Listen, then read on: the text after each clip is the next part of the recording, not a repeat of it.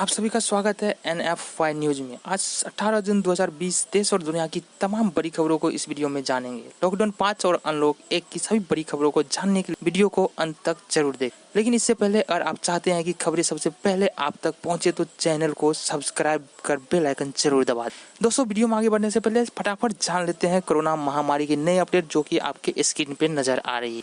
अब बात करते हैं आज की मुख्य खबरों की। बात करते हैं पहली बड़ी खबर की। यदि आपके पास भी है राशन कार्ड तो यह खबर आपके लिए बहुत महत्वपूर्ण है।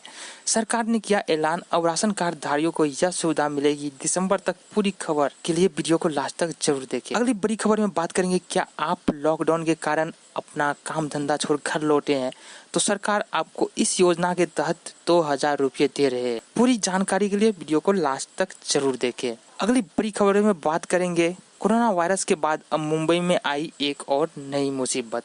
क्या है मुसीबत?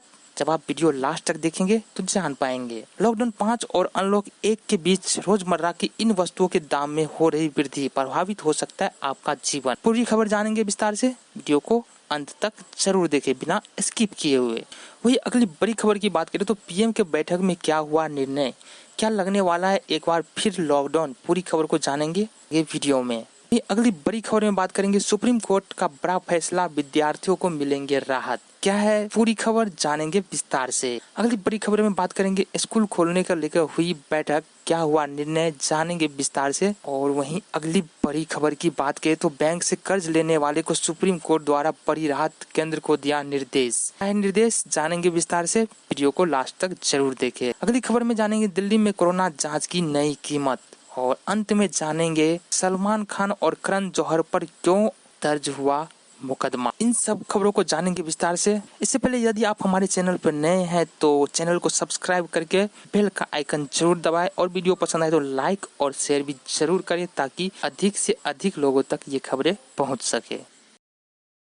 अब खबरों की शुरुआत करते हैं उस खबर के साथ जिस खबर को जानना एक भारतीय होने के नाते आपके लिए बेहद जरूरी है। जी हाँ, हम बात कर रहे हैं भारत और चीन के बीच उत्पन्न हुई विवाद के बारे में। 15 जून की रात गलवान घाटी में चीनी और भारतीय सेना के बीच झड़प हुई और 40 से ज्यादा सैनिक चीन के घायल हुए या मारे गए। साथ ही भारत के 20 सैनिक शहीद हुए। चीन के विदेश मंत्रालय के द्वारा कहा गया कि गलवान घाटी की संप्रभुता हमेशा चीन से संबंधित रही। उन्होंने कहा कि चीन और अधिक झड़प नहीं चाहता। चीनी विदेश मंत्रालय के अनुसार भारतीय सैनिक ही चीनी क्षेत्र में घुसा। वहीं भारतीय विदेश मंत्री एस जयशंकर ने चीनी विदेश मंत्री से फोन पर बात की। एस जयशंकर ने कहा कि गलवान में जो कुछ हुआ वह चीन की तरफ से पहले से ही निर्धारित था। उन्होंने चीनी विदेश मंत्री से कहा, अपने एक्शन का सही आकलन कर सही कदम उठाए, नहीं तो दोनों देश के रिश्तों पर इसका बुरा असर पड़ेगा। और इसी तरह से भारत और चीन के बीच जो विवाद है उससे संबंधित खबरों को हम लाते रहेंगे। हमारे साथ जुड़े रहिए। अब खबरों में आगे बढ़ते हैं और बात करते हैं पहली बड़ी खबर की। राशन कार्ड धारियों को दिसंबर तक मिलेगा मुफ्त अनाज। यदि आप भी झारखंड के निवासी है तो लॉकडाउन में गरीबों की बेरोजगारी और आर्थिक तंगी को देखते हुए राज्य सरकार अब दिसंबर तक राशन कार्डधारियों को निःशुल्क अनाज देगी। सरकार इस संबंध में केंद्र को प्रस्ताव भेजने की तैयारी में है। विभाग की ओर से जुलाई से लेकर दिसंबर तक 6 माह का राशन देने का प्रस्ताव बनाया जा रहा है। केंद्र से अनुमति मिलते ही अनाज का उठाव शुरू हो जाएगा। इसके साथ ही 58 लाख राशन कार्डधारियों को प्रत्येक सदस्य को 6 माह तक 5 किलो चावल दिया जा सकेगा। विभाग के एक वरिष्ठ पदाधिकारी ने बताया कि यह गरीब कल्याण योजना के अंतर्गत किया जा रहा है। लगातार लॉकडाउन और बाजार नहीं मिलने से रोज कमाने वाले मजदूरों को भारी नुकसान उठाना पड़ा है। ऐसी स्थिति में केंद्र सरकार ने पहले ही उन्हें 2 माह मई और जून का निःशुल्क राशन दिया है, लेकिन जून के बाद भी स्थिति में कोई सुधार नहीं दिख रहा है। अगली बड़ी खबर में बात करने के लिए जा रहे, यदि आप भी अपना काम धंधा कोरोना वायरस महामारी के कारण छोड़ अपने घर बैठ गए हैं तो ये खबर आपके लिए है। कोरोना महामारी और लॉकडाउन की वजह से अपनी रोजी रोटी गंवा गाँव लौटे प्रवासी मजदूरों के लिए एक अच्छी खबर है। सरकार उनके खाते में 2000 रुपये डाल सकती है अगर वो पीएम किसान सम्मान निधि के तहत रजिस्ट्रेशन करवाते हैं। केंद्रीय कृषि राज्य मंत्री कैलाश चौधरी ने न्यूज चैनल न्यूज 18 से बातचीत में कहा कि शर्तें पूरी करने वाला मजदूर रजिस्ट्रेशन करवाए। सरकार पैसा देने का तैयार है। ऐसे में अगर शहर से गांव आने वाले लोग इसके तहत रजिस्ट्रेशन करवाना चाहते हैं तो उन्हें लाभ मिल सकता है। इसके लिए जरूरी है कि खेत की जमीन के कागज के अलावा पीएम किसान स्कीम का लाभ लेने के लिए बैंक अकाउंट नंबर, आधार नंबर होना जरूरी है। बढ़ते हैं अगली बड़ी खबर की ओर, बात करते हैं कोरोना वायरस के अलावा मुंबई में आया एक और मुसीबत। मुंबई देश की आर्थिक राजधानी से बड़ी खबर आ रही है। बुधवार को मुंबई में भूकंप के जोरदार झटके महसूस किए गए। झटकों का आभास होते ही मुंबई नगरी के लोग घरों से बाहर निकलने लगे। वैसे ही मुंबई में कोरोना वायरस महामारी का कहर नहीं थम रहा है। हर दिन मरने वालों का आंकड़ा बढ़ता ही जा रहा है। ऐसे में भूकंप के झटकों ने लोगों को और सदमे में डाल दिया है। मुंबई माया नगरी में भूकंप ने अपनी माया से सभी को दहला दिया। मुंबई में अचानक से भूकंप के झटकों ने लोगों को डरा दिया। महामारी के परेशान लोग सब कुछ भूल भाल कर घरों से सुरक्षित स्थान पर भागने लगे। लॉकडाउन 5 और अनलॉक 1 के बीच रोजमर्रा की इन वस्तुओं के दाम बढ़ रहे हैं। कौन सी वस्तुएं जानते हैं। लॉकडाउन खुलने के बाद मंडियों में हरी साग सब्जियों की मांग और आपूर्ति में बढ़ोतरी के साथ साथ इनके दाम में इजाफा हुआ है। देश की राजधानी दिल्ली स्थित आजादपुर मंडी कृषि उपज विपणन समिति की रेट लिस्ट पर गौर करे तो टमाटर का थोक भाव बीते 2 हफ्ते में 2.5 गुना से ज्यादा बढ़ गया। यही नहीं, आलू प्याज समेत अन्य हरी सब्जियों के दाम में भी वृद्धि हुई। मंडी के कारोबारी बताते हैं कि रेस्तरां, ढाबा, कैंटीन व भोजनालयों के खुलने के बाद सब्जियों की मांग में तकरीबन 20% का इजाफा हुआ है। सब्जियों की थोक मांग बढ़ने से इनके खुदरा दाम में बढ़ोतरी हुई है। आजादपुर APMC के रेट लिस्ट के अनुसार 2 सप्ताह पहले 3 जून को मंडी में टमाटर मॉडल 3 रुपये किलो था, जो बुधवार को बढ़कर 6 रुपये किलो हो गया। हालांकि आजादपुर मंडी में टमाटर का न्यूनतम थोक भाव 15 दिन पहले भी 1.25 रुपये किलो था और बुधवार को भी वही भाव था, लेकिन अधिकतम थोक भाव 4.75 रुपये प्रति किलो से बढ़कर 18 रुपये प्रति किलो हो गया। इस प्रकार 2 सप्ताह में टमाटर का अधिकतम थोक भाव करीब 279% बढ़ा। प्याज का न्यूनतम थोक भाव 3 जून को 2.50 रुपये प्रति किलोग्राम, अधिकतम 8.75 रुपये प्रति किलोग्राम था, जो बढ़कर क्रमशः 4 रुपये और 11.50 रुपये प्रति किलो हो गया। प्याज का मॉडल रेट भी 6.25 रुपये से करीब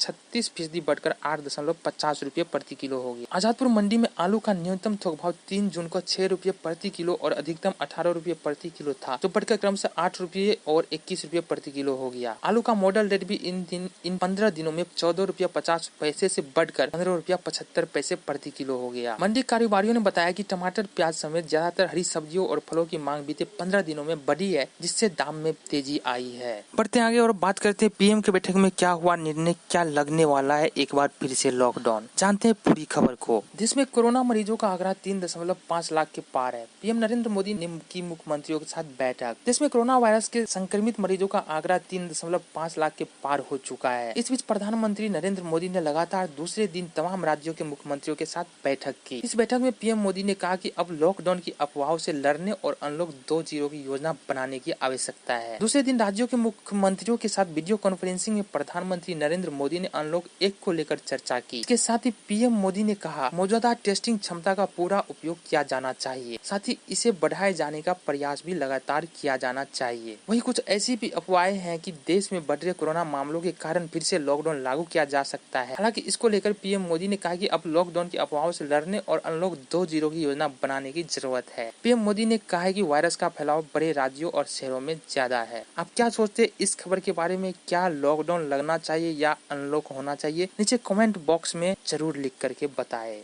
खबरों में बढ़ते हैं आगे और बात करते हैं सुप्रीम कोर्ट का बड़ा फैसला, विद्यार्थियों को मिलेंगे राहत। कोरोना महामारी की स्थिति के आधार पर सुप्रीम कोर्ट ने CBSE बोर्ड को बची हुई परीक्षाओं को रद्द करने का आदेश दिया। मानव संसाधन विकास मंत्री ने सुप्रीम कोर्ट के आदेश के बाद समिति का गठन किया। मानव संसाधन विकास मंत्रालय 7 दिन के अंदर अपना अंतिम निर्णय लेगा। कोरोना महामारी की बिगड़ती हालतों के बीच केंद्रीय माध्यमिक शिक्षा बोर्ड ने कक्षा 10वीं और 12वीं की परीक्षा करवाने के लिए 1 जुलाई से 15 जुलाई के बीच करवाने की घोषणा की थी, लेकिन कोरोना के बढ़ते कहर के बीच अभिभावक बच्चों की सुरक्षा को लेकर चिंतित हैं। लोगों ने केंद्रीय माध्यमिक शिक्षा बोर्ड के खिलाफ सोशल मीडिया के माध्यम से विरोध जताना शुरू कर दिया। बढ़ते हैं अगली बड़ी खबर की ओर, बात करते हैं स्कूल खोलने को लेकर हुई बैठक में क्या हुआ फैसला। मानव संसाधन विकास मंत्री रमेश पोखरियाल निशंक ने मंगलवार को केंद्रीय माध्यमिक शिक्षा बोर्ड, नेशनल टेस्टिंग एजेंसी व school education and literacy department के पदाधिकारियों के साथ एक अहम बैठक की। इस बैठक का उद्देश्य कोरोना वायरस के बीच पढ़ाई को लेकर मौजूदा हालातों की समीक्षा करना था। गौरतलब है कि देश भर के स्कूल कोरोना वायरस के उपजे संकट के कारण मार्च के महीने से ही बंद है। इस मामले में केंद्रीय गृह मंत्रालय का कहना था कि इन्हें खोलने का विचार जुलाई में किया जाएगा। केंद्रीय गृह मंत्रालय की ओर से साफ कर दिया गया है कि स्कूल खोलने को लेकर कोई भी फैसला जुलाई के महीने में किया जाएगा। और खबरों में बढ़ते हैं आगे, बात करते हैं बैंक से कर्ज लेने वाले को सुप्रीम कोर्ट द्वारा मिली राहत, केंद्र को दिया निर्देश। क्या है पूरी खबर, जानते हैं। उच्चतम न्यायालय ने बुधवार को कहा कि कोविड-19 महामारी को देखते हुए घोषित रोक अवधि के दौरान स्थगित कर्ज किस्तों पर ब्याज वसूलने का कोई तुक नहीं बनता। न्यायमूर्ति अशोक भूषण की नेतृत्व वाली पीठ ने कहा कि एक बार स्थगन तय किए जाने के बाद इसका वांछित उद्देश्य पूरा होना चाहिए। ऐसे में सरकार को सब कुछ बैंकों पर नहीं छोड़कर मामले में खुद हस्तक्षेप करने पर विचार करना चाहिए। पीठ में न्यायमूर्ति SK कौल और न्यायमूर्ति MR शाह भी शामिल है। पीठ का कहना है जब एक बार स्थगन तय कर दिया है तब उसे उसके उद्देश्य को पूरा करना चाहिए। ऐसे में ब्याज के ऊपर ब्याज वसूलने जाने की कोई तुक नजर नहीं आती। सुप्रीम कोर्ट का साफ कहना है लॉकडाउन के दौरान जो बैंक से लोग ऋण लिए हैं और उनसे जो ब्याज वसूला जा रहा है उन पे रोक लगना चाहिए। आप क्या सोचते हैं इस पूरी खबर के बारे में? क्या सच में जो ब्याज लग रहा है ऋण पर वो नहीं लगनी चाहिए? इस बात को नीचे कमेंट बॉक्स में जरूर लिखें। और अगली बड़ी खबर में जानेंगे दिल्ली में कोरोना जांच की नई कीमत। गृह मंत्रालय ने दिल्ली में कोरोना टेस्ट की कीमत तय कर दी है। अब राष्ट्रीय राजधानी में कोविड-19 टेस्टिंग के लिए 2400 रुपये लगेंगे। गृह मंत्रालय द्वारा गठित समिति के सुझाव के बाद यह फैसला